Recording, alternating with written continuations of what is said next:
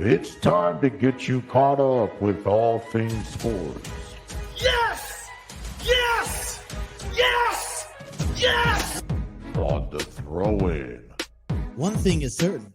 None of this is possible without you, the listeners. From baseball, football, wrestling, and more, covering local Cincinnati sports, stories, news, and highlights. Why is he always calling me meat? With your host, Justin Trento. When it's all said and done, we're going to look back and remember this is what started it all. Available on the TNC Sports Talk YouTube channel. Let's play the ball! Let's play the ball!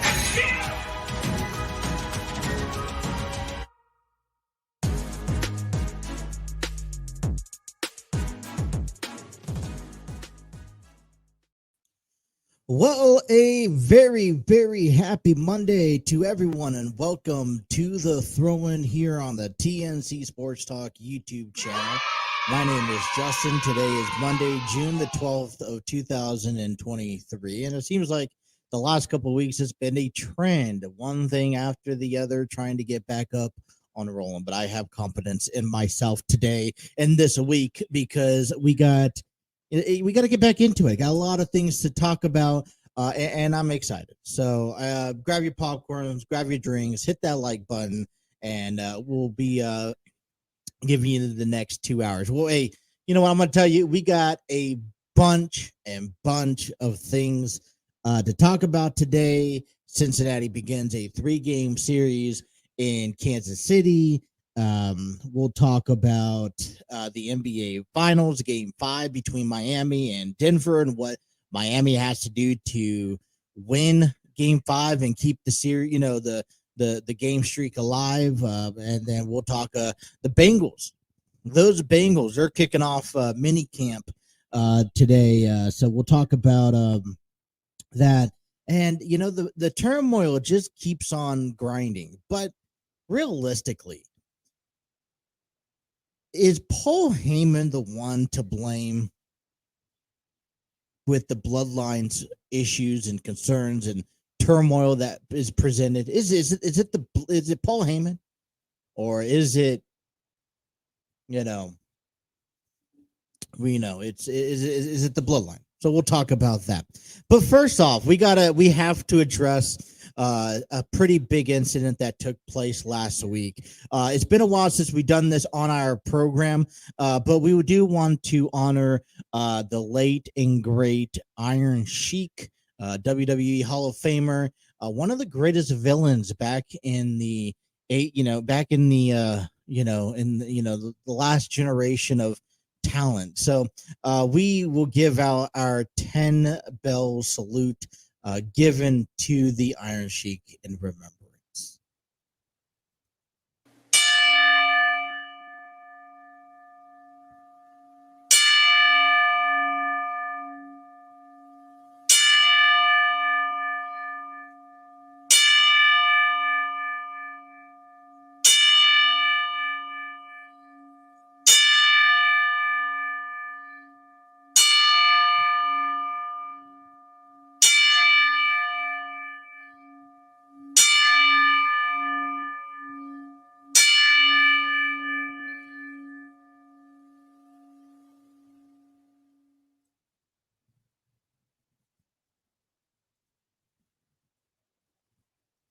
This one was a bit difficult to swallow when discovering the news last week. Now, I didn't quite get the honor and privilege to actually watch him wrestle. I remember hearing stories about him.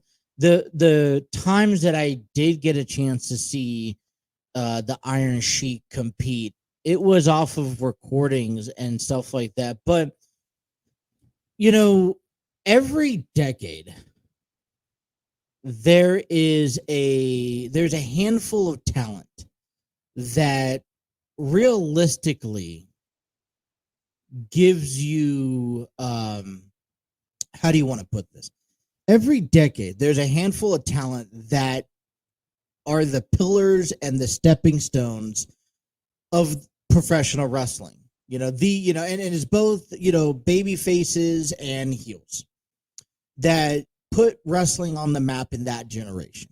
And when you talk about a athlete and a man called the Iron Sheik, you mentioned, he's one of those pillars. He's one of those Mount Rushmore guys of not one, but several decades in life, that left a stamp and marking that changed the image of professional wrestling itself. And so losing the Iron Sheik, and, we've lost great ones in the past. Roddy Piper, Dusty Rhodes, and the curtain's going to be calling, at some point in life with Ric Flair and Hulk Hogan. But those for many, okay, were including the Iron Sheik, Andre the Giant, Sergeant Slaughter. These are men who defined wrestling in I call the golden era of professional wrestling, when wrestling was trying to become more than a circus act. Okay. And they were building, it was growing. And the Iron Sheik played a huge part of its success. And the one thing that I would, also say to him is that he was one of the greatest, when you have to, if you had to create a Mount Rushmore, a lot of people ask, hey, create a Mount Rushmore and let's actually give you, the top 4 or 5 guys that, that really, is your Mount Rushmore of professional wrestling. Well, when you start breaking down those categories and you throw out a category like your heels, right? The Iron Sheik is one of them that is added on. You have to kind of add on the Iron Sheik to a Mount Rushmore of at least one of the greatest heels of all time. This was also a time for me understanding Iron Sheik's career. He didn't just wrestle for the success of himself. He also wrestled for the success of his country, or representing Iran, right? You have the weight, the world is setting on your shoulders because there's so much political standpoints in different countries, right? And you have to come in and act like you're perfectly, you have to work 10 times harder, I feel, if you're coming from another country into the United States, to be just that much better. And the Iron Sheik did that tenfold. He set that example, that,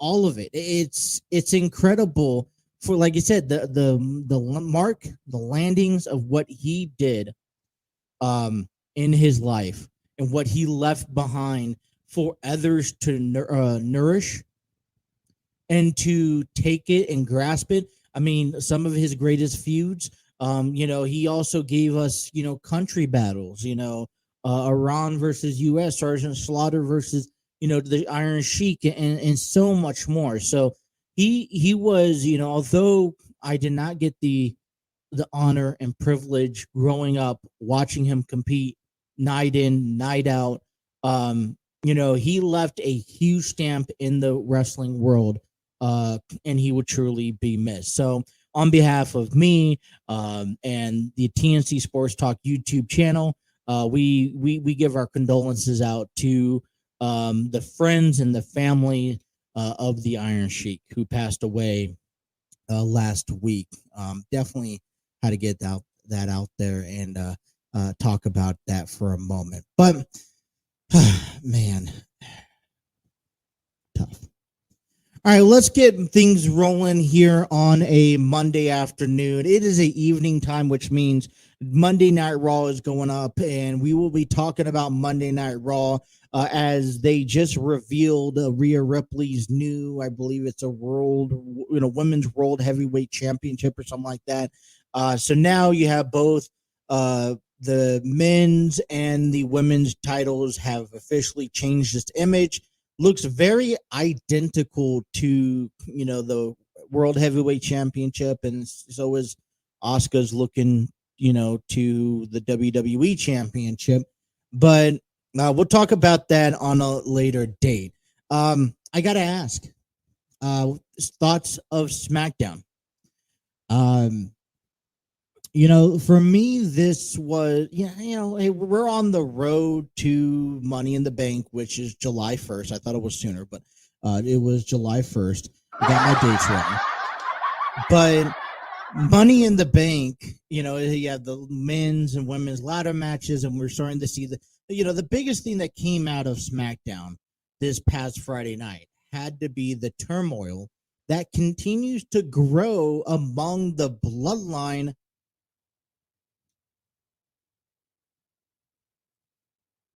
There we go. It has to be the turmoil that continues to grow among the Bloodline. I apologize for that sensational error to begin things off. And it seems to be one after the other. We talked about this before, and one of my biggest things, and I think they're doing it quite well, is slowly telling the story. There's so much story yet to be told in the Bloodline that that if you tell it properly, this could last you another year, another 2 years, and so be it. I'm fine with it as long as the story is still going. Some people may feel, okay, it should wrap up, whatever the case may be, but I really like it. But now they're telling this story where the Usos are at odds, and now you have a triangle, feud among the three brothers, Jimmy, Jay, Solo. And now Solo is still dedicated to be on Roman's side, and I think now it's coming down to the Usos, and we have to, it was first one Uso at the beginning of the year. Now this back half is going to be the other Uso, and it's going to take a while before they finally see it. And my biggest thing is after watching SmackDown last Friday, I was thinking to myself, Paul Heyman, it works so mischievously, and I apologize for butchering that word. He works so, he's very manipulative. He's very persuasive. He's very controlling. And I feel like, the question is, realistically, is Paul Heyman the problem for the Bloodline? I mean, he's the right-hand man of the tribal chief. And I listen, for a million years, you would have told me, hey, Roman Reigns was going to be with Paul Heyman, and Paul Heyman was going to be his advocate. I say no way. But it turned out to be better, better for business, better for the storyline, and it works extremely well. I've come to learn it, love it, live it. And for some reason, my camera keeps on busting out. So we'll do this here for a moment. But so but the question I think you have to ask yourself is that he's not really working well amongst Solo. Solo, he doesn't quite speak right now, right? So he's up in the air. Solo Sikoa, he sits there and says, because he doesn't speak, he just does, he listens and he does things based off of what people tell him. So he's very controlling, which is a good, but we'll only see how long that would work. But overall, right, let me try to get this camera back set up. For some reason, it keeps cutting in and out. But for overall, Paul Heyman has been working himself over the last several weeks to kind of pick and poke and put the thorn in the bloodline a little bit here and there, saying one Uso is gonna planning on being the blood, being part of the new tribal chief, and vice versa. And I think he's doing it so well. I'm surprised he hasn't gotten caught yet. And I think it's a legitimate question. It's a legitimate concern. And I feel that that we, at some point you understand, you think about this, you and everything that's happened, especially since they lost the titles, Paul Heyman speaks on behalf of Roman Reigns. Roman Reigns has this undivided contract that gives him the ability to show up, every twice a month, wrestle every other premium live event that's given, defend his title maybe 3 or 4 times a year. Well, other than that, Paul Heyman is his advocate, speaks on behalf of, Roman Reigns, delivers messages, and I'm sure along the line, some of those messages gets tweaked, gets, mixed up, it gets interpreted a different way.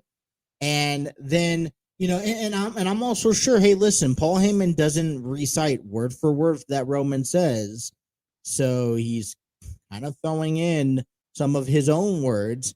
And this is where he's trying, and right now it seems like, he wants to see them tear each other apart. It's, you go against us and let's tear each other apart. But, Paul Heyman played a huge contribution on Friday night that would steer the Usos apart more and more and more.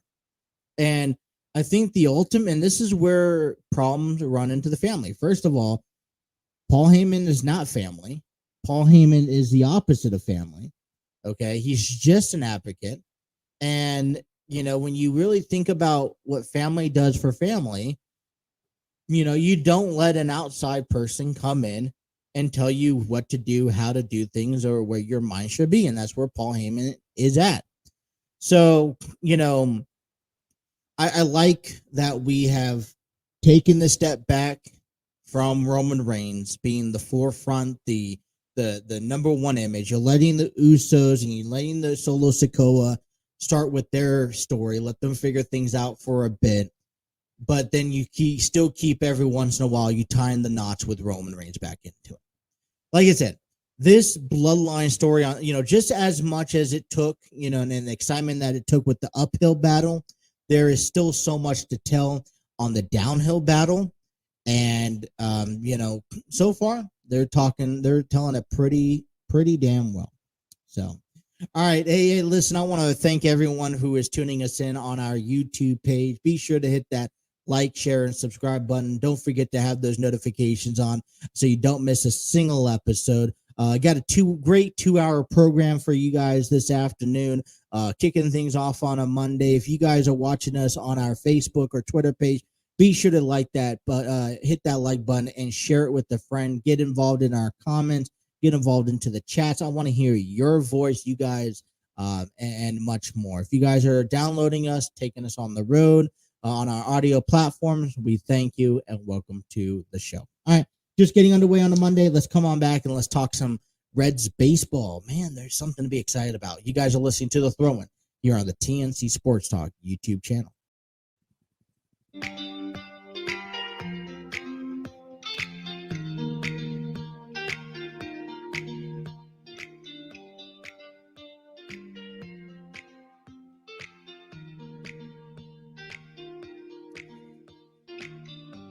Alrighty, 8:22 here on a Monday afternoon. I want to give a big shout out to our friends at StreamYard Studios, the proud home of the TNC Sports Talk YouTube channel. Create your podcast videos, host virtual business meetings, and even conduct interviews.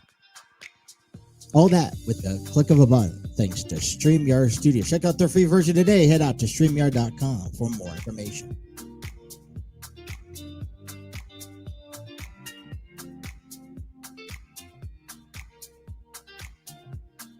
Alrighty, the Cincinnati Reds get ready to take on the Kansas City Royals. Game 1 of a 3-game series just about to get underway. We'll tell you all about that right after this.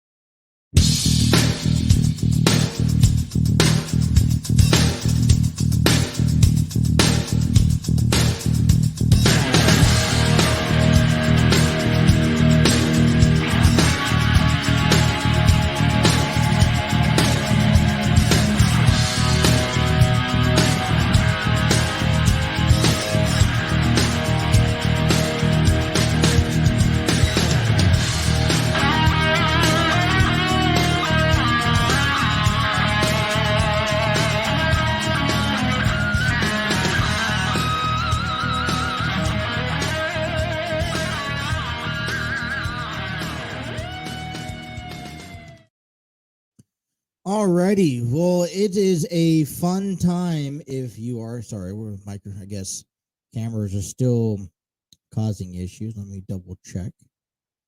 All right, microphone's still good. Gotta be very sensitive to the cameras. Let me try to fix it real quick. Nope. All right. Audio still working? All right. Hopefully, let me get that back up and running.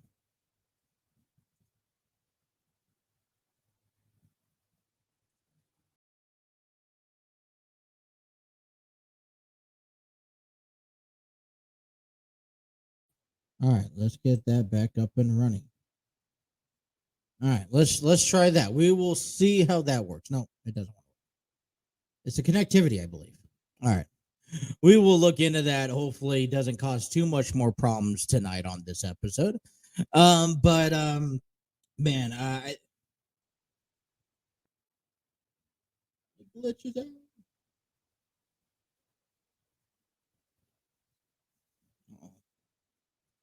All right. Hold on one second. Let's try this again. All right, we're gonna try this, see how this works, and hopefully it works well. Well, all right. So it has been a fun time if you are a Cincinnati Reds fan, and I have to be honest, it has been fun for me the last few weeks. You know, last week we mourn over the passing of the Iron Sheik in the WWE, but not everything last week came out of, being sad, because there were surely some great highlights out of last week. And let's talk about the debut of the number one prospect in our eyes, in our opinions, that really kind of lit a vibe for the Reds, and that's Elly De La Cruz. Elly De La Cruz comes up to the Dodgers series last Monday, made his debut, and listen, and I don't know, maybe you got more Dodger fans going out to the stadium on Monday, Tuesday, Wednesday, but it was crowded. And you could feel, the Reds players have been, you could see it in their faces. You can see it, you could, feel it coming from the locker room from day one of the season. They knew there was going to be a process. They knew that throughout the course of this year, we were going to see several prospects get called up. I'm talking about Mac McClain, Ben Lively, Andrew Abbott, Brandon Williamson, and then Elly De La Cruz. And there's still a bunch of great talent down in the minors that has yet to make their appearances yet. And this is all part of that process of this new generation for the Reds that we hope to see in the next 2 to 3 years that can lead this team to a NLC championship, and even further beyond that. I was looking at a statistic the other day over the weekend, and the last time the Cincinnati Reds have won a postseason game was dated back to 2012. All right, two other teams were below that. One would be, I believe, the San Francisco Giants, and two, the Minnesota Twins. So first of all, there is a 10-year gap since they last won a postseason game. And it tells you something. So, like I said, you felt the vibe, and you could drive by the Great American Ballpark. You could just feel the energy. And it's almost as if the, fans, all right, which is a huge part of the success that the Reds are having this year, is getting the fans involved. We talked about this at the beginning of the season. We're like, hey, listen, all right, we need to find ways to come out here and to give the fans a reason to come out to the games. And a lot of us was saying that, all right, it's going to take the prospects coming up through the, farm system and making their way on the big league roster, the reasoning why this team was going to be so successful. And I think we're finally seeing that. We're coming into tonight's game. All right. It's beginning game one of a 3-game series against the Kansas City Royals. We were sending Luke Reaver out there. He was 1-2 with a 6.27 ERA. Then we got Zach Greinke, who is 1-6. The Royals are coming into tonight's ball game, coming into this series 18-47. The Reds, on the other hand, 31-35, 4 games away from 500. All right, they are officially, and we'll get into this later in the bottom of the hour. They are 4 games back of first place in the Central of those Pittsburgh Pirates. Now, if the record isn't enough, because let's face it, I don't think even the fans did not expect, okay, even analytics, I don't even think the Reds expected that this team can be in third place in the middle of June. Nonetheless, only 4 games back, 3 big games behind in the wild card. And you kind of force your management, force David Bell, force Nick Kroll to make some really tough decisions as we get closer to the All-Star break, as we get closer to the trade deadline and all that fun stuff. I will say this, though, all right, is that no, we're not picking up every win, and we're not expected to win. And there's that that old base, sports saying. I think it goes for all games. Every team, every sport is that you should be winning the games that are presented to you, or that you should, that you're expected to win. In this case, we're expected to beat the Royals, right? They're 18-47. All right, their week series here is a 3-game series that concludes on Wednesday. Game 1's tonight. Zach Greinke's on the mound. Game 2, Brandon Williamson will go up against Jordan Lyles, and Jordan Lyles is 0-10 on the season. And then to finish things off, you got Daniel Lynch, who's 0-2 with the 4.41 ERA on Wednesday night. Okay, you just got done beating the Dodgers at home in a 2-out-of-3 series. You went to St. Louis at Busch Stadium and took the Cardinals 2-out-of-3 game series. There's no reason why you shouldn't be coming out, to Kansas City at Kauffman Stadium and not taking at least 2-out-of-3. So we get to see Elly De La Cruz, and it's been exciting to see Elly De La Cruz. He's been on fire. One of my biggest fears, right, is that you could have so much success, unlimited success, in the minor leagues. You could hit, you could go 45 for 40. You go 45-45, right? 45 home runs, 45 stolen bases, something like that. Okay, and then you get it called up to the big leagues, and it's not what you expect to see, right? Over the weekend, okay, some facts for you guys here. Over the weekend, Matt McClain on Friday, Saturday, and Sunday, he had a total of, he was 3 for 14. Okay, and for those who haven't, let me do some math for you here real quick, because I did not get a chance to do it before the show. So 3 divided by 14, that is a 214 average. Okay, so not the greatest, I admit that. But he's had a hit in every ball game. He's had a run in the first 2 ball games against the Cardinals. He's walked once. He walked once, and he only struck out 3 times. Elly De La Cruz, Cardinals series. He was 1 for 4 on Friday. He was 1 for 4 on Saturday. And he was 2 for 3. So that is 4 divided by, to get the batting average just for the last weekend series, 3, 9, 12. Okay, he was batting .333. All right, with a total of 4 runs scored over the weekend, because he scored in each game. He also had a total of 2 RBIs, and then he had 3 walks from what I have.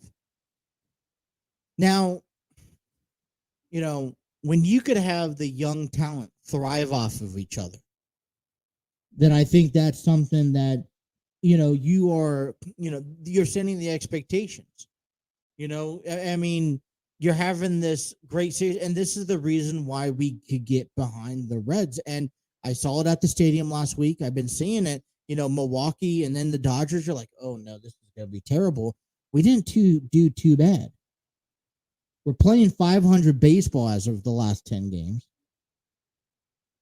Let me kind of get into the swing of things here. Let me get to the schedule.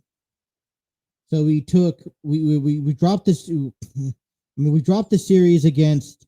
We took one, so we avoided a 4-game sweep from Milwaukee, and then we took 2 or 3 against the Dodgers, took 2 or 3 against St. Louis over the weekend, and then we have the road against Kansas City, and then this coming up weekend we'll be in Houston. And so to be able to win ball games, especially teams that you don't expect to win, like the Cardinals, the Dodgers, so forth, to be able to, it's a first step as we make our way in towards, throughout the course of the season. And we have to give our, thoughts and suggestions like, this is the new image. What's also so great about it is that earlier this year we signed Hunter Green to a long-term extension to kind of keep him in the ball club for the next 5-6 years, right? And what's so great about everything that we've seen, all right, because he's been banged up. Guys that we were beginning of the season, right? Hunter Green could go every, I'm solid with Hunter Green every 5 days. I'm solid with Nick Lodolu every 5 days. I'm solid with Graham Ashcraft every 5 days. They're kind of getting banged up. So now we're calling back on our minor league pitchers that were expected to come up. Guys like Williamson, Levy, Abbott, and they're holding themselves pretty well. So we're quickly seeing the process of this Reds team get built up, and you got to be excited. If you haven't found the reason to go to a game, it's not about Jonathan India anymore. It's not about Tyler Stevenson anymore. It's not about Joey Votto. It's not about Hunter Green. It's about these younger guys coming up because they have so much energy, and you could feel it. You could feel it with the ball club. You could feel it with the just driving by Great American Ballpark. You could feel the energy. You could feel that, hey, from day one, they have proven to us that this was going to be we're going to fight to the very last out of each and every game, win or lose. And they've had scenarios where, yes, they've lost, but they have made it very interesting to the very last pitch. All right. It was bases, bottom of the 9th inning, down by a run, bases loaded, 2 outs, 3-2 count, the last pitch. And I'm like, I'll take that for a win. There's going to be parts of this season where, we know that there's little to no expectation out of this Reds ball club this year. But we got to find ways. And the Reds we had to establish was to find ways to get fans back in the crowd. You should be able to go to the game, win or lose, rain or shine, and be able to go to Great American Ballpark to watch the Reds play because you want to watch the players on the field, regardless if they're good or not. That's how the Yankees, that's how New York is so successful. That's how the Dodgers are so successful. Right now, that's how the Padres are so successful. And I'm sorry, I keep on relating our team to the San Diego Padres, but guess what? They're not doing so well, and yet they're a team that have expectations of winning the World Series this year. And when we could play the same baseball as them and have the same result as them there's a huge gap between the players that they have and the players that we have, then we're doing something right. We are doing something right. By the way, they come down in 2 weeks. So, we didn't do so well when we went to San Diego. Hopefully we could come back and do so well when we get to when they come into town. All right, let's take a look at the National League Central because that standing is pretty interesting. We'll talk about the All-Star ballot as it is officially open until June 22nd, which is in about 10 days. Vote now. We'll tell you all about that heading to the bottom of the hour. You guys are listening to The Throne here on the TNC Sports Talk YouTube channel.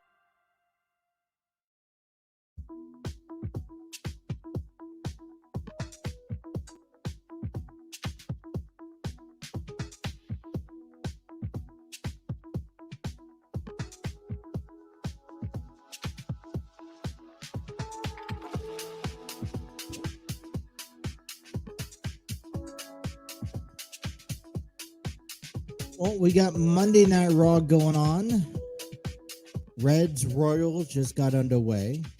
Royals up front 2-0. NBA Finals Game 5 headed up a little later on tonight. Actually, probably I just think it got underway just now. We're just enjoying our Monday afternoon. Got the AC off. Been able to head it off throughout the weekend. Youngest got her tonsils removed on Wednesday last week. Ended up picking up a little virus, bug over the weekend. Things actually went smoother than expected. Just been busy with life. Summertime is here. Got a chance to turn off the AC, had the AC running. So kind of all that fun and good stuff. Just that, that life brings, to be honest. You're happy before it, but it brings so much in this world that sometimes you don't know what to do with it. But you know what? That's why we have sports to rely and to sit back and watch and enjoy. And that's what we're doing here on this Monday. We're talking U Sports. Coming up here is the National League Central standings, as it really has changed on a week-by-week basis. And, one thing that I really talk about here on this standings as we look. Pittsburgh currently has a game above Milwaukee. And they've been playing, they've been up and down. They've been playing 7-3 over the last 10 games. Cincinnati right there in the middle. And I feel like Cincinnati has a good, you never want to get down and in a bad streak. You always want to stay positive, playing about 500 baseball or better at least throughout a season. Like I said, it's not a sprint, it's a marathon. But, I feel like the Reds have finally gotten themselves into a nice groove. They're only 4 games back of 500 baseball. They're 4 games back of first place. And they're also comfortable at the bottom end too, where they're separated by 2.5 games from the Cubs, and St. Louis is 8 games back of Pittsburgh. That's another 4 games back. So, I mean, they're solid right now into first place, but this NL Central team, standings have really been complexed, and it's, in a sense, it's one of those, okay, great. Makes you almost believe, does the Reds have the opportunity to contend at the end of August, September? I mean, I know I'm quite jumping the gun, and no one is really sitting here expecting, the Reds to, be this good as of right now. No one ever expected, Cincinnati to be this good in June. No one expected I think the only thing I think people could expect was the division not being so great. But no one expected Cincinnati playing 500 baseball in June. No one expected the Pittsburgh Pirates to have, to be leading in the middle of June. No one expected the St. Louis Cardinals to be dead last, 8 games back. And, things can get away fairly quickly, right? We've seen that. Chicago has been up to 3rd place, been down in last place. Milwaukee's been back and forth between 1st and 2nd. And so, we're in the middle of June. We have about 6, maybe 7 weeks left before the trade deadline, right?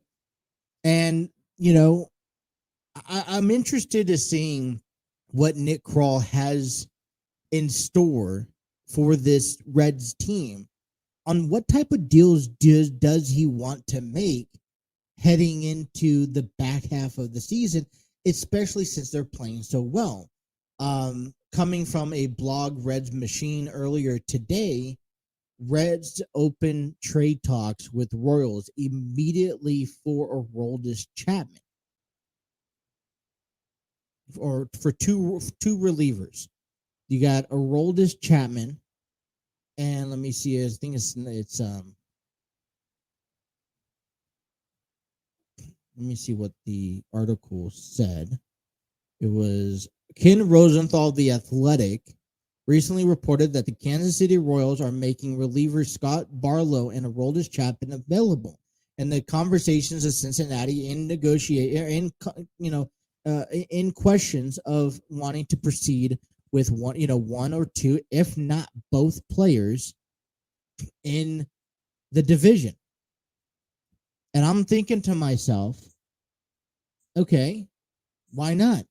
We have to determine, first of all, I think if the way that the season was anticipated before the season began, there was going to be deals made that I think turned to heads about helping this ball club in the long run. You're thinking about players like Jose Barrero, that was instantly on my list. Nick Senzel was instantly on my list. And, even a guy like Will Myers was on my list. Will Benson was on my list. Either TJ Friedel or Jack Fraley was on my list, to be honest. Luke Molly, was on the list. There was definitely players that was on the trading block that I had at the beginning of the season. And throughout the course of the season, we would see young talent come make their way through the farm system. And we will see them, see these guys replace. Well, being in the position that we are in currently, what are the options that Nick Kroll has? You have to make the decision now as a manager is that, hey, we have a clear shot at the NL Central. If we keep on playing, we even are only 3 games back of the third wild card spot, which currently right now, and I haven't really gotten too deep into this, but currently right now, the Dodgers and the Marlins lead 3 games above the wild card. Milwaukee holds that third position. San Francisco's a half a game back. Philadelphia's a game and a half back. San Diego is 2.5 games back. And Cincinnati's 3 games back. So what I'm trying to point out here is that there is an opportunity right now in the month of June, and do you realistically wait for, do you wait until the very last second? Possibly. But one of the conversations that we look around now is possible trades, possible deals, and what some teams are going to deal players to better their roster. They're going to get rid of the bad and pick up good players, or they're going to replace players, trade to reinvent their roster for next year, right? Because that's the whole purpose of the deadline. So it's going to be interesting to see where the Reds fall among this line. Are they going for it to win? Are they going for it because they still see the end game in 2025, 2026? Or are they going, what are they going to do? And we have to keep that an open mind. Talking about open minds here, that all-star ballot is open until June 22nd, 2023. You can vote up to 5 times every 24 hours on the MLB app, MLB.com, or your club's webpage. So click on your favorite players heading into the All-Star break. And I tell you, some big news coming already. I would like to see some Reds players make it to the All-Star game, right? So let me ask you this. Which player do you want to see in the All-Star game? Now, before we get to that, let me kind of just share with you. Here's kind of right now who's currently leading 10 games, 10 days remain. All right. This was posted earlier today on, you can find it on any ballpark, MLB.com. You can find it on Cincinnati's webpage. But this is an accurate for, baseball standings and whatnot.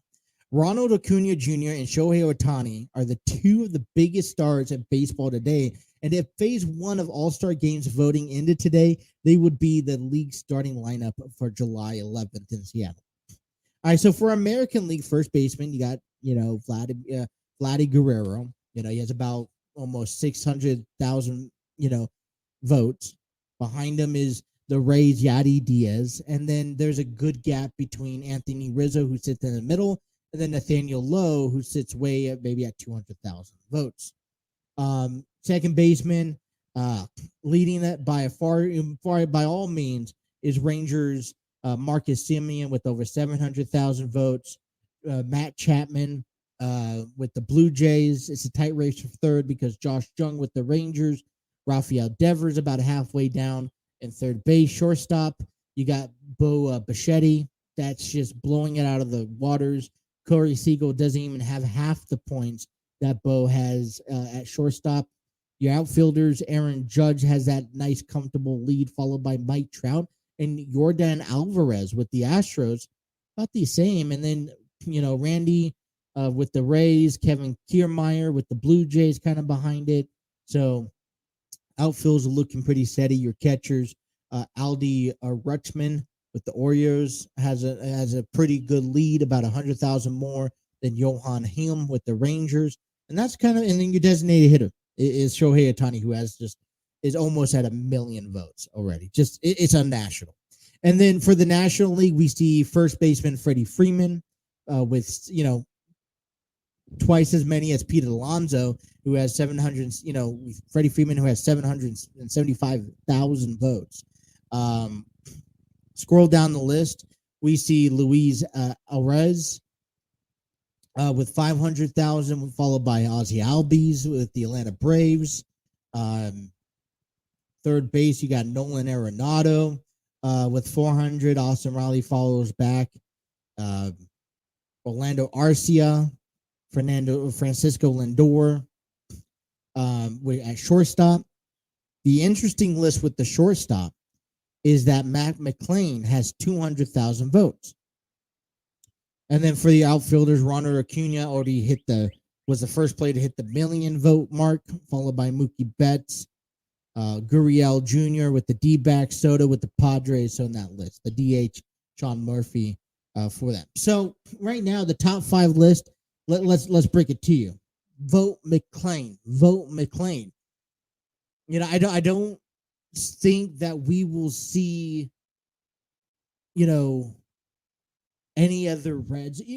This is where voting kind of gets to me, is that I like it.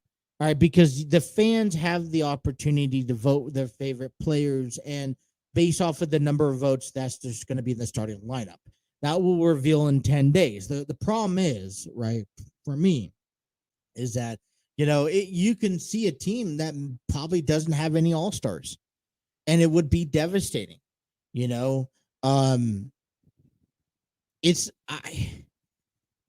would be a very wonderful experience to see a guy like McClain or a guy, and you're not going to get a guy like Senzel. You're not going to get a guy like Steer. Fraley and TJ Friedel's been up and down so much with injuries throughout the course of the year that you're just not going to get enough with him. And maybe you're surprised that you don't see Tyler Stevenson, doing the catching. He's not even in the list. I would like to see definitely a handful more of Cincinnati players because, as I mentioned, the Cincinnati players, it builds morale for this team. Matt McClain sits fourth among shortstops in the NL All-Star ballot. So vote, Cincinnati fans, vote for Matt McClain. I'll do it 5 times right now. In 24 hours, I'll do another 5 more. But ultimately, who would you like to see in the All-Star game this year? Realistically, if I'm looking at the All-Star game as of today, impressive people that I would like to see is Hunter Green. He just got that contract extension. He's worked very well. I like to see him in the All-Star game. I would like to see Matt McClain, who's been, lights out in his short time here.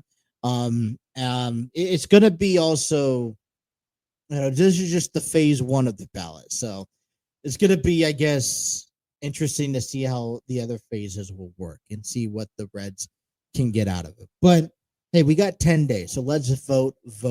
All right. Hour number 2 is coming up. And don't worry, we still got 2 hours of this program. And in hour number 2,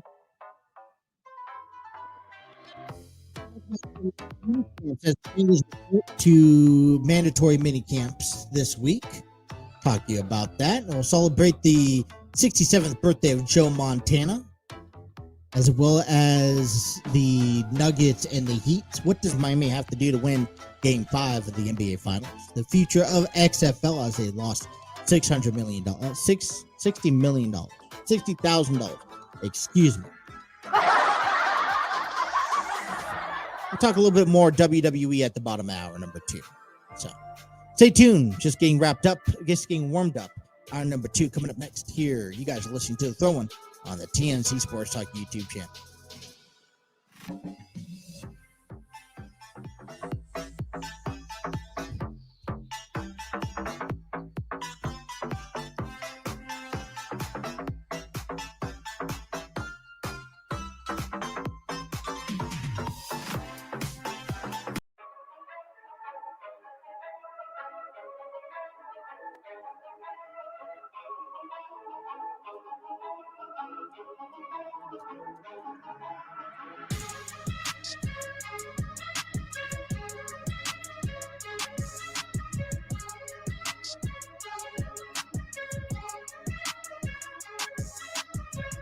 Hour number 2 here on the Throw-In is giving you thanks to Spreaker. You can take the Throw-In on the road with you wherever you go by downloading us on all major platforms. Thanks to Spreaker from iHeartRadio. Allows us to download, view analytics, and monetize our podcast. If you guys have a podcast looking to monetize yourself, check out Spreaker and their amazing deals and get detailed information about your podcast. Spreaker.com for more information. We'll also like to invite people out to our webpage where you could miss, if you miss any episodes, any ball games, any blogs, anything. You guys can check out our webpage at www.tncsportstalkshow.com. That is www.tncsportstalkshow.com. All right, this past weekend, the Cincinnati festivals began with the Italian festivals, June 8th through the 11th over the weekend. Enlightened Studios was down there participating, and they volunteered, giving back to Cincinnati and to show everyone what Cincinnati is all about. If you got a chance to see the team in blue, they were helping you guys have a wonderful experience down there. Newport on the Levee at the Cincinnati Italian Festival this past weekend. And next time you guys will get a chance to see them will be June 23rd through the 25th at the Taco Festival. They will also be volunteering at the Celtic Festival, July 14th and 16th. If you guys are out there enjoying yourself, I'd encourage you guys to stop by one of those beverage booths that Enlightened Studios volunteers at and thank them for their time and service, as it's completely free. If you guys are wanting to volunteer and contribute, they do promote a nice incentive by giving you, by allowing you to keep your tips. If you guys are interested, email enlightenedstudios.cincy@gmail.com. That is enlightenedstudios.cincy@gmail.com and sign up today. I want to take this time and just thank everybody who participated over the weekend. Was told it was a great time. Italian festivals always are. And they hope to see you guys out there at the next one. So thank you guys for everyone who volunteered and for your time and effort. Kind of weird. I don't know how Sunday went. It was kind of raining, and I was like, oh no, great. Uh, it was like it came down, winds blowing, and I gotta actually call maintenance at the house because our trees in our back, area, the branches are starting to hit our building, and I don't want it to one day bust through a window. So hopefully to call them and maybe trim some of that stuff back. That's just how nature is. Trying to always sabotage what our plans are and everything moving forward. But man, good weekend there. Didn't do much. Went out to my daughter's softball game on Saturday. She has her final game on this coming up Saturday. It's supposed to be really nice for it. Last practice, end of the season. I know we've been talking on and off, and the weeks have just flew by. I tell you that. Sometime is here, going out to amusement park. At the end of the month, my sister's coming down for a couple of weeks to be able to entertain her. She's just graduated high school from San Diego. So congratulations to her. In that she did it last Wednesday, matter of fact. All right, talking about celebrations here. Okay. We want to celebrate over the past weekend Joe Montana 67th birthday. And we got some interesting facts that corresponds with Joe Montana. And another person that I've not gotten a chance to watch growing up, played for the San Francisco 49ers. But he had a couple of interesting facts over the weekend that CBS Sports writer Brian DeArdo reported yesterday at 11:43 a.m. available on CBSSports.com about this Hall of Famer Joe Montana. And you think about Joe Montana. Here's a pretty interesting thing. For me, growing up, I was by default a San Diego Charger fan. When the Chargers were in San Diego, when they were up and leaving and they were inconsistent, I ended up shipping sales to San Francisco.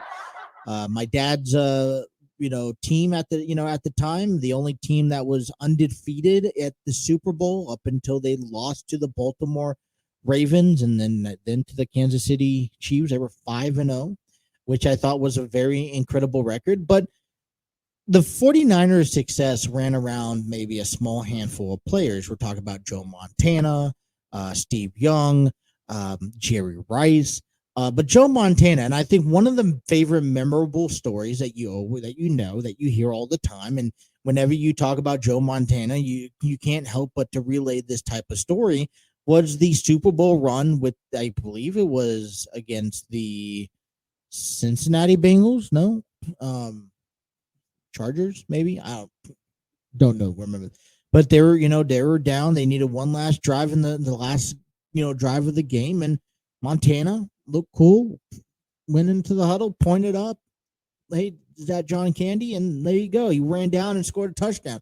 Calmest as the most calm person that he could ever be. No one else could probably pull that off. And he kind of set the pathway for some of the great recent quarterbacks, and Big Ben, Peyton Manning. You also see guys like Tom Brady, inspirations. So here's a couple of nice, interesting facts that Brian said on CBSSports.com about him. Coming in at number one, a member of the Western Pennsylvania's Cradle of Quarterbacks. Western Pennsylvania has produced some of the greatest quarterbacks in league history. A list that includes Montana, Johnny Unitas, Joe Namath, Jim Kelly, and Dan Marino. A native of Monongahela, Pennsylvania. Butchering names at 9 o'clock in the afternoon, which is about 25 miles from south of Pittsburgh. Montana, a 2-year starter in high school, was tabbed as a parade All-American as a senior. Despite receiving a slew of basketball scholarships, Montana chose instead to play quarterback at Notre Dame, a member of the school's 1977 national championship team. Montana offered a foreshadowing of what was to come in the NFL during his final college game in 1979 Cotton Bowl. Montana, who played despite suffering from hypothermia, led to the Irish in a 23 unanswered points in the fourth quarter to lead Notre Dame to a 35-34 win. Wow. And that was 40 years ago, almost 40 plus years ago. He was suffering from hypothermia before a miracle comeback.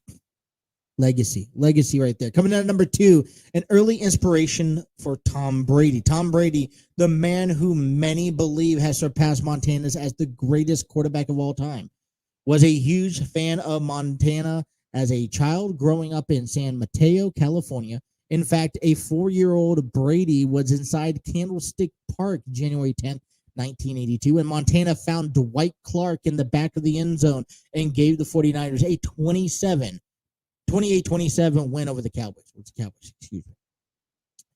In the NFC Championship game, the play forever remembered as the catch propelled the 49ers to the first Super Bowl win in 26-21 victory over the Bengals 2 weeks later in Detroit Silverdome.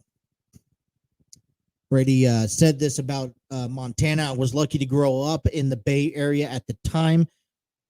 When looking back on his time as a fan, he said, I will always remember being at all the Super Bowl rallies, my mom taking me out of school, and banging pots and pans on the El Camino after they would win Super Bowls. Those memories never go away. So, February 5th, 2017, Brady surpassed Montana by winning his 5th Super Bowl and as the Patriots starting quarterback. Fittingly, Brady pulled off a Montana-like comeback to get the win as the New England's overcome the 28-3 deficit to defeat the Falcons in overtime, 34-28.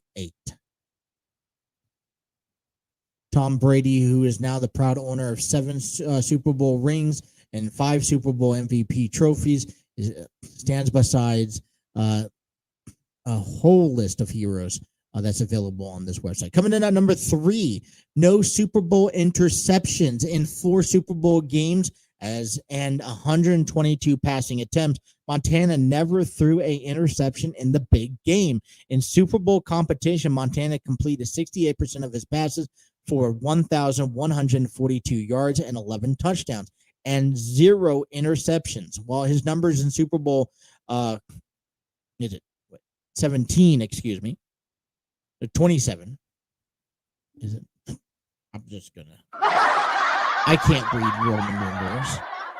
Were nothing to write home about. He threw for 157 yards, nearly half of what the counterpart Cincinnati's Ken Anderson delivered in a losing effort. Montana's last 3 Super Bowls were a thing of art.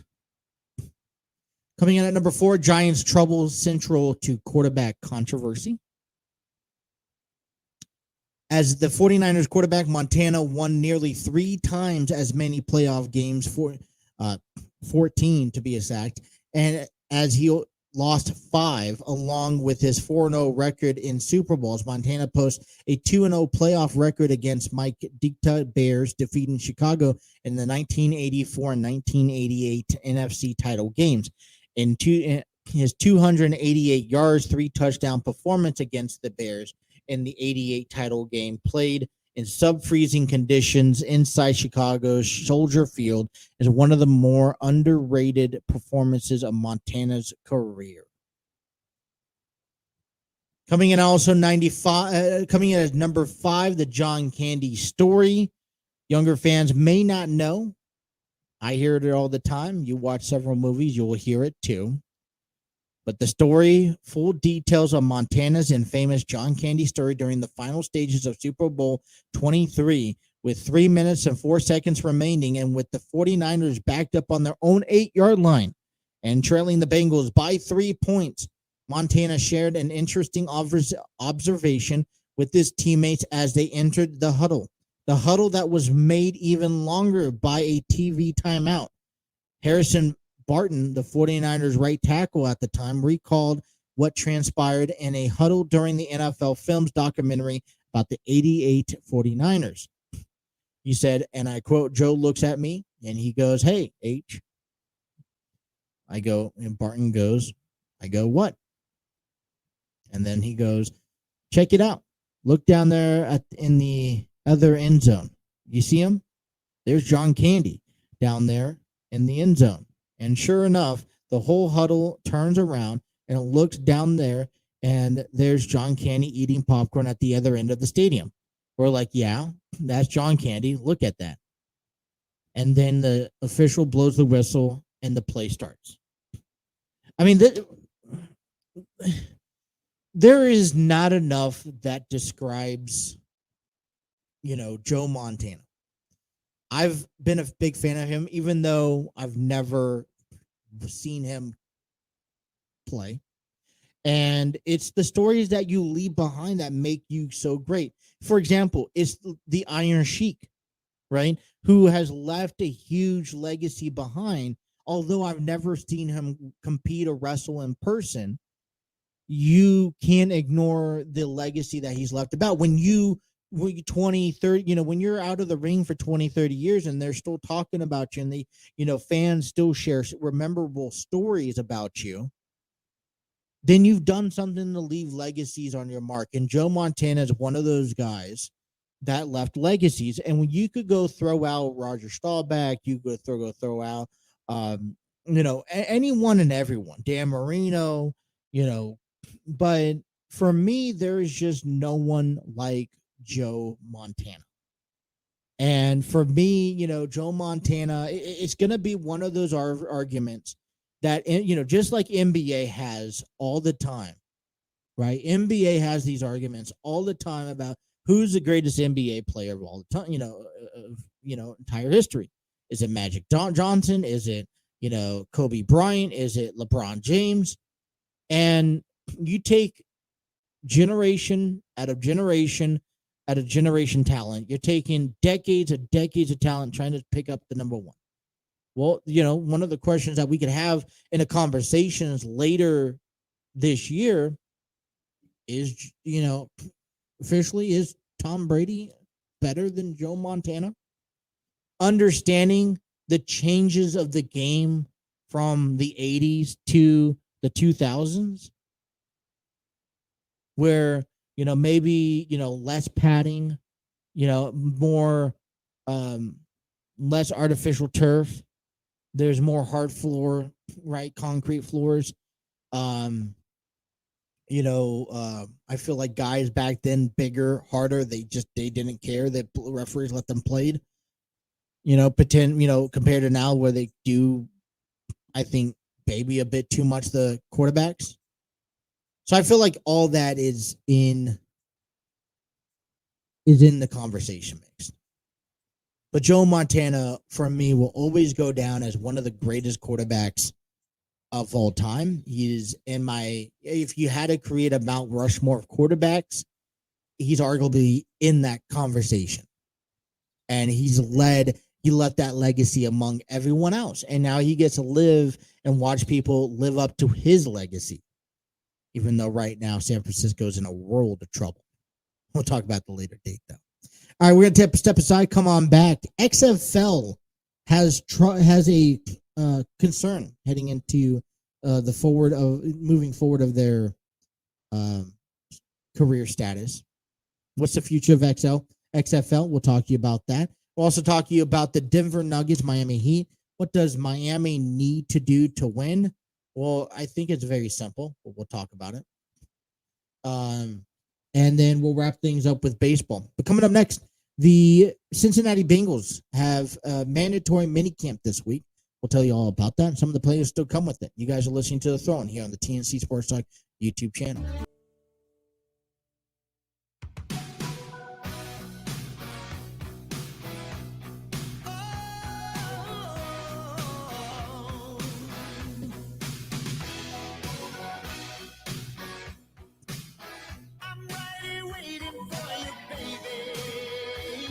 I'd like to give a big shout out to Epidemic Sound. Discover your world-class artists, composers, and bands. Find your perfect soundtrack and give your social media accounts the music they deserve. Epidemic Sound is a royalty-free music link For more information, check out epicdemicsound.com. I'd like to also give a big shout out to Canva, the platform where we can create the commercial breaks, the overlays, and all that fun good stuff that you see displayed on our screen thanks to Canva. Create presentations, videos, flyers, and more. Check out canva.com for more information.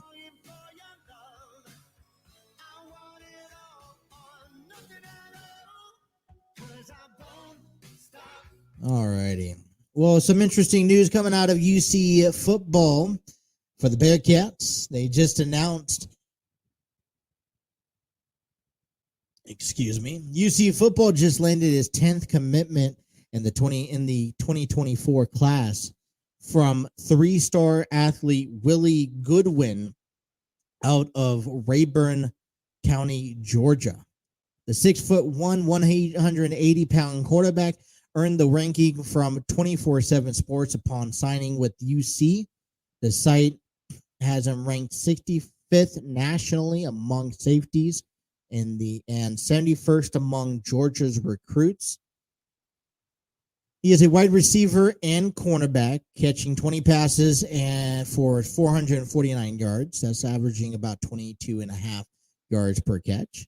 And 7 touchdowns last season, while also posting 47 tackles, 3 interceptions, and 3 pass backups on defense in 2022.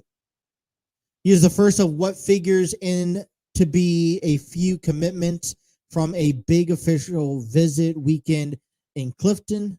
Goodwin is the 5th Georgia recruit to choose Cincinnati in this class. The Bearcats is now ranked 29th nationally on 24/7 Sports with 10 commits. So congratulations to Willie Goodman and to the Bearcats here. All right. We have the Bengals is holding a mandatory minicamp, something that's kind of been going around all through the NFL this past couple weeks. And we'll talk about that all coming up here and right after this quick promotional ad.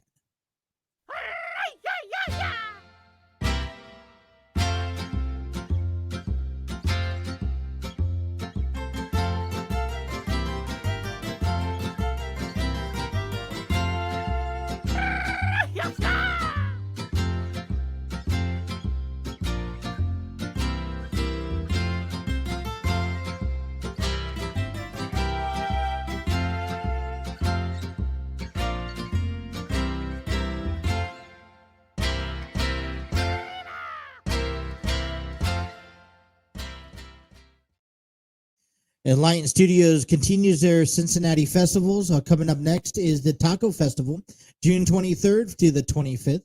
Volunteer now and keep your tips.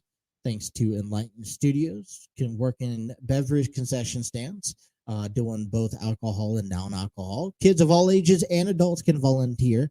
You guys can email enlightenstudios.cincy@gmail.com for more of the information. Alrighty, Bengals are holding mandatory mini camps Tuesday through Thursday this week. So we kind of take a first look into the Cincinnati Bengals and what they have to offer. And a couple things we know. There has obviously been some changes. I looked into the offensive personnel when it comes down to quarterbacks, running backs, tight ends, wide receivers, kind of our main focus points. And it kind of throws me to kind of say, all right, we definitely see some new names. But we're also going to see, I kind of want to now transpire into kind of breaking down the entire team and just really going into depth into town. I mean, you look at the wide receivers, we have Tyler Boyd.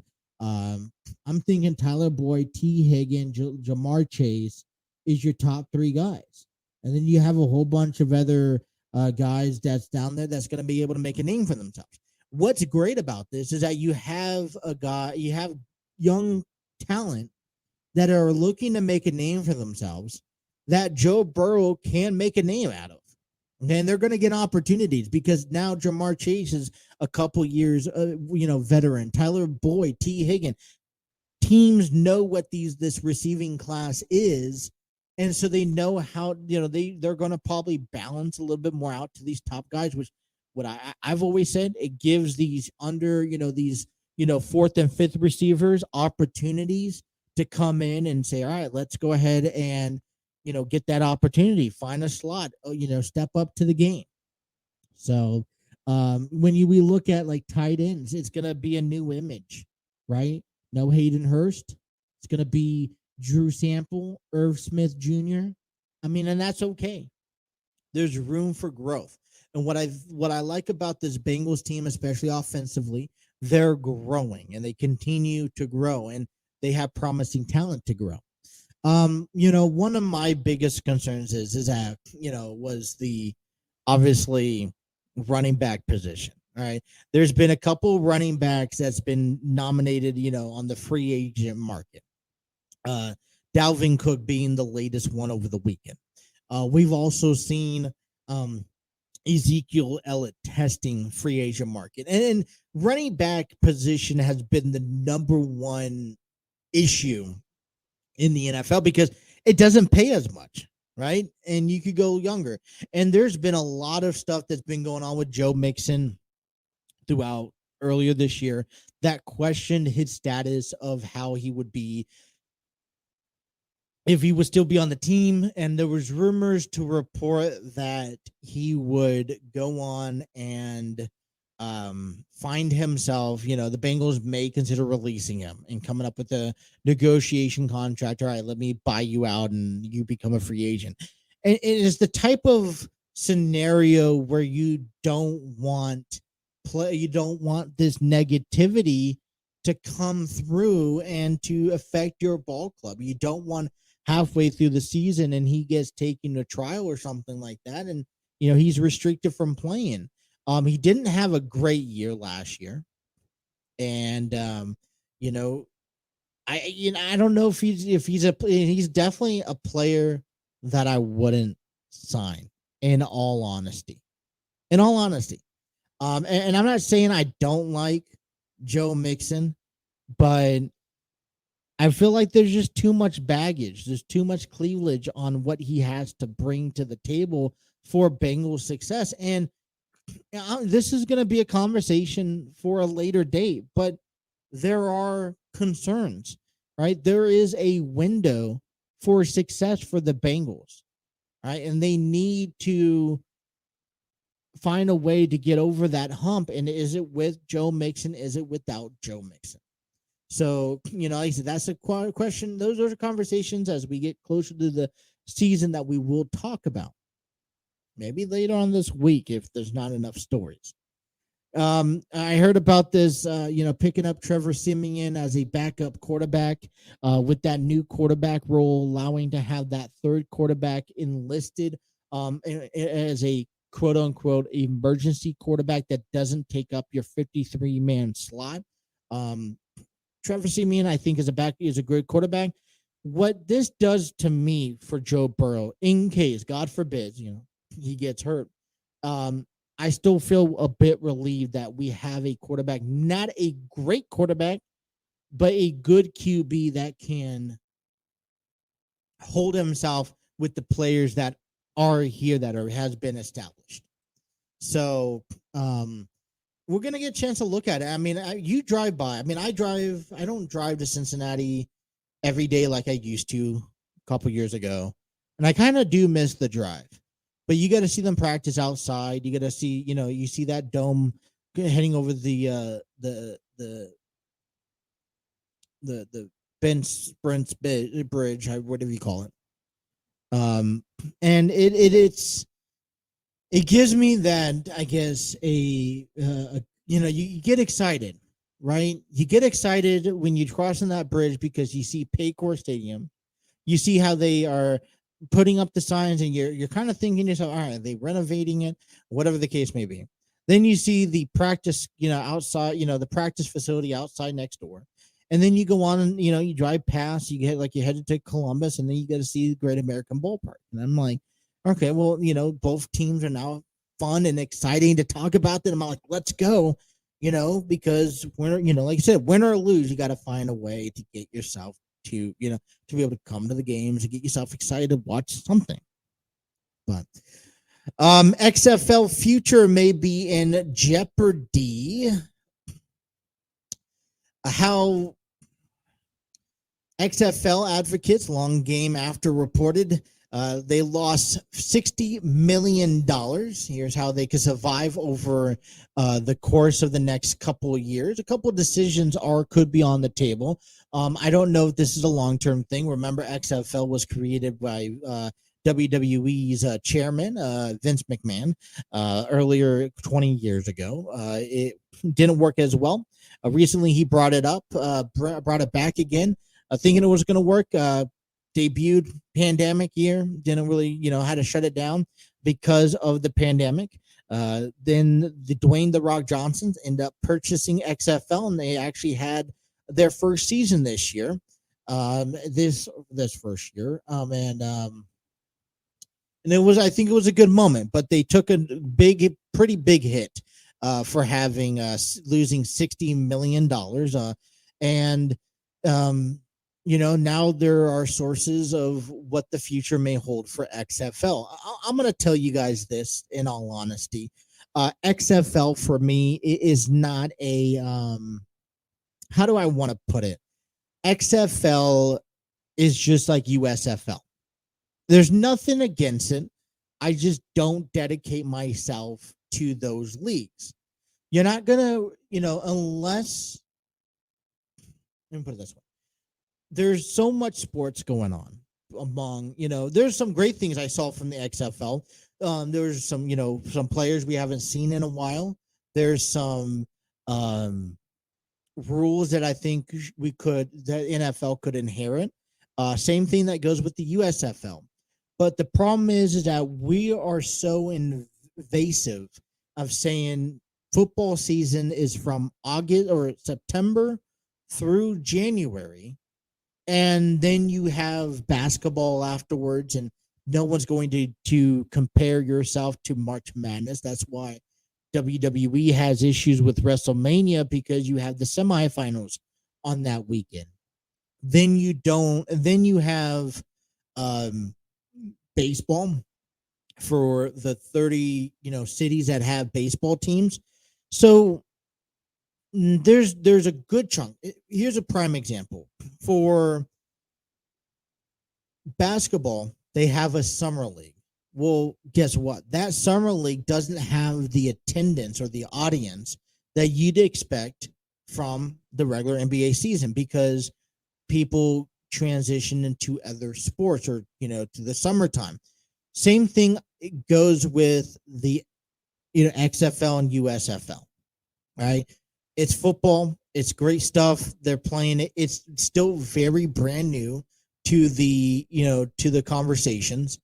And so, when football is over with, people take a break from the NFL, from football overall. Did it mean that I did not pay attention to a single game of XFL and USFL this season? No, I've tuned into a bit, but my attention, my enthusiasm that goes towards one of these sports are more slim.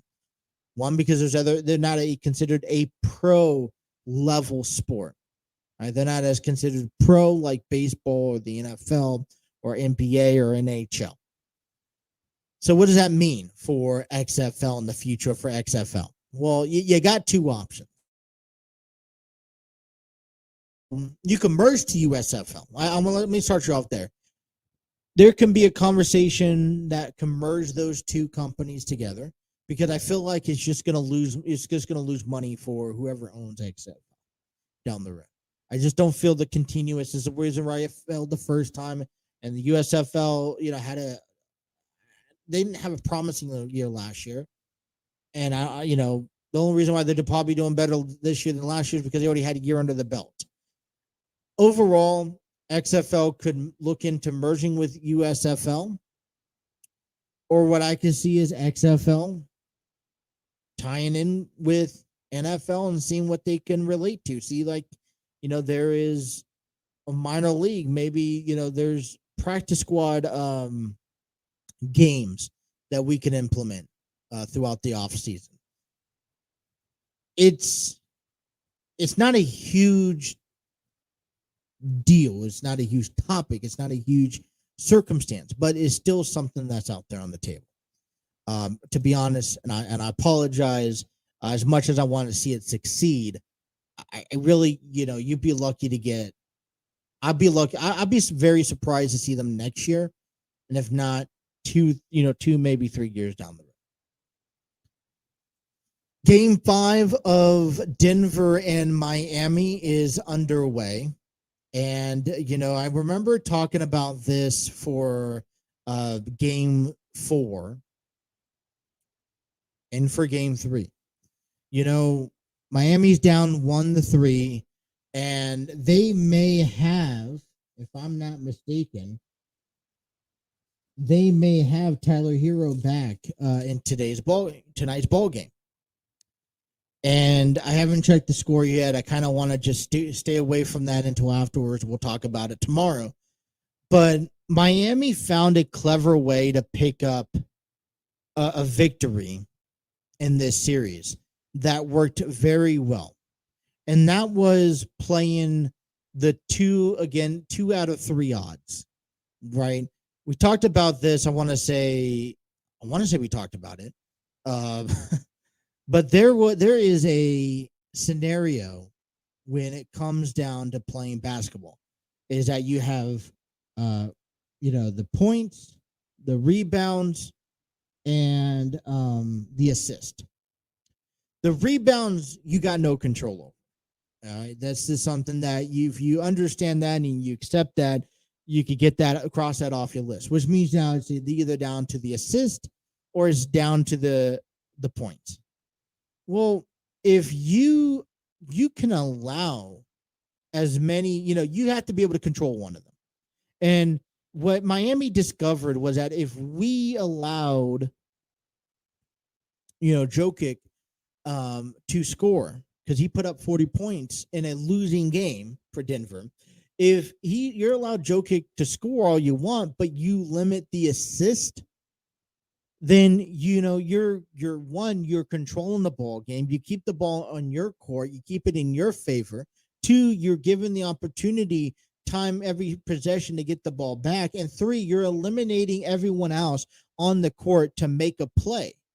So you don't have 2 or 3 teammates putting up 25, 30 points a game. That's for reasonings of why you would win.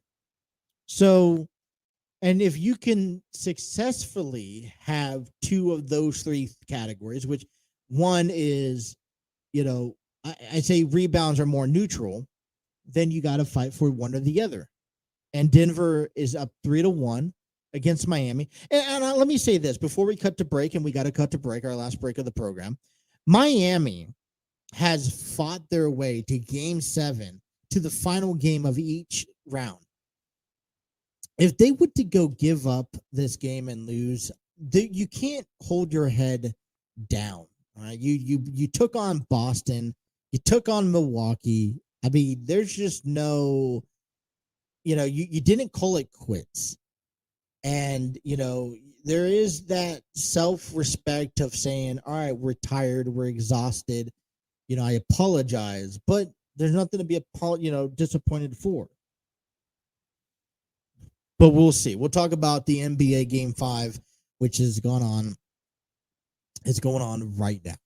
Let's take our last break of the evening, wrap up a 2-hour program, back with wrestling. It's interesting here. WWE TV deals may be coming to an end. Where could we possibly be watching Raw or SmackDown? Let's talk a little bit about that. And Monday Night Raw coming up here on the Throw-In, available on the TNC Sports Talk YouTube channel.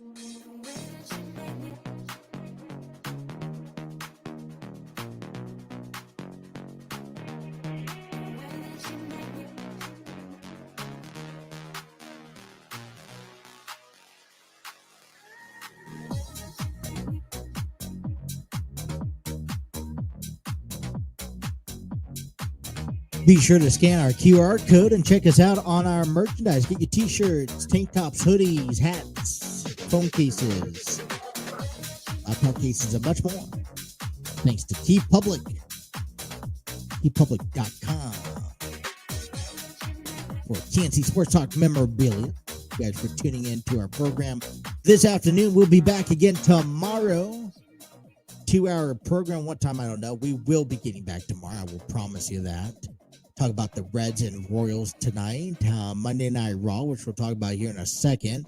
And then we'll talk about some other great stories, news, and highlights. Throw-in continues tomorrow. So be sure to have those notifications on so you don't miss a single episode. All right, breaking news coming out of the WWE here. We're actually per reports, excuse me. This was actually sources coming from Fightful and New York Post. Was that the WWE exclusive media rights negotiation window with NBC Universal and Fox have reportedly expired with no deal agreed upon, meaning WWE is now free to explore deals with other parties. There has been reportedly been early interest expressing by Amazon and Disney, with Disney apparently intending to place WWE programmings on their FX network. Putting WWE on ESPN was also an option, but with Disney's exploring spinning off all ESPN content into its own streaming platform, WWE on FX seems to most likely feature. WWE's currently network deals expire on October 2024, so there is still plenty of time for negotiation. So the negotiations of, and this, let's paint you the time frame. So right now, there has been no agreement between WWE and NBC Universal and Fox. For whatever reason, that could be the simple reasons of seeing, Vince McMahon signing and selling the company to Endeavors, because that's going to be its own, you create, when you start having other heads and other, people in the, in the conference having abilities to make changes and deals for long-term basis. I mean, that happens. The other thing that comes across is that, let's remember, this is a timeline that won't expire for about a year and a half. Okay. So October 2024 is a year and a half. We still have some time away, but that time is still not, that time will go by pretty quickly. Okay. Tomorrow we will forget all about this conversation and we won't talk about it until next, we find WWE changing shows or new channels. Now, I've been a fan of WWE cutting from 3 hours down to 2 hours. So, especially when it comes down to Monday Night Raw, and I will like to see that happen. There's just a lot of content that drags out on Raw for me, which makes it difficult to, in all honesty, makes it difficult to watch and consume. It's Monday night out here on the East Coast, starts at 8, doesn't get done to 11. People got to get up in the morning. I mean, it's just a lot of content. So what does this mean, right? Well, we read the article and we read that Amazon, Disney's in conversations, and I'm sure that there's other more that will like to get their hands on putting WWE product on TV, especially now knowing that Endeavors is part of WWE. You get that publicity. It kind of sucks because I am used to WWE being on Fox. I like how Michael Cole and Fox works with SmackDown really well. For me, I feel like they're a perfect pair. WWE has always been known to be on USA Network, and the thought of WWE moving to different channels that don't support either USA Network or Fox down the road, I think it's tough because streaming services don't have access to a lot of these channels anymore.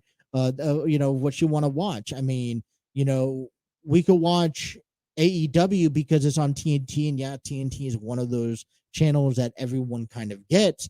But when you want to look at, shows like Ring of Honor, you want to look at Impact Wrestling, you don't get a chance to watch those because they're not on, on the mainstream channels. I remember when Raw used to be on Spike TV. So to think about an idea or an option, Disney doing something with it. I think they could keep the, they have the FX network.